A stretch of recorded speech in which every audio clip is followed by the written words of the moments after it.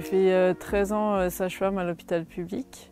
Après, je me reconnaissais de moins en moins dans ce que devenait l'hôpital public, mais j'avais toujours envie de continuer à être utile à la société. Et parallèlement à ça, dans ma vie personnelle, avec le réchauffement climatique, la manière de se nourrir, j'ai vu qu'il y avait quelque chose à faire. Et donc j'ai commencé à me poser la question de comment devenir agricultrice. Sachant que je partais de zéro, j'ai pas de famille dans l'agriculture et j'avais jamais cultivé des légumes. Et grâce aux formations comme de l'idée au projet aux paysans demain, qui sont des formations du pôle à biosol financées par Paris Fertile, et ben j'ai pu pendant un an faire ces formations qui sont courtes entre mon temps de travail pour aider à me décider avant de tout lâcher et de m'engager vraiment dans un parcours de reconversion. La première formation que j'ai faite, c'est de l'idée au projet.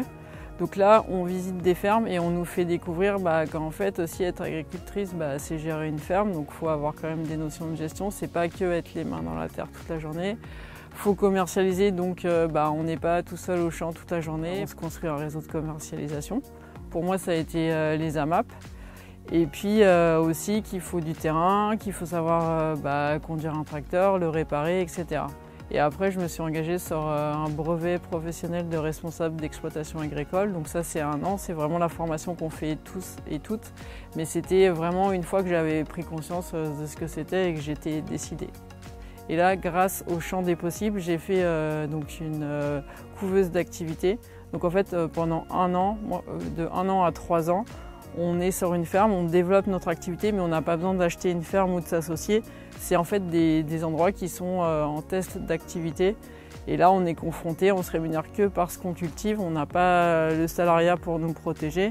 Mais en même temps, si au bout de 2 ans, on dit finalement c'est pas pour moi, on n'a pas acheté une ferme, on peut arrêter assez facilement, quoi. Comme je vais livrer aussi 2 fois par semaine les légumes à Paris et Petite Couronne, et du coup ça me permet d'habiter encore à Paris et d'être ici toute la semaine. Mais c'est possible de le faire, et vraiment l'entre-deux, nourrir des gens que je connaissais déjà à la base de mon quartier, et puis d'être ici toute la journée dans le plein air et de cultiver des légumes, c'est ce que je voulais faire, je suis contente, quoi.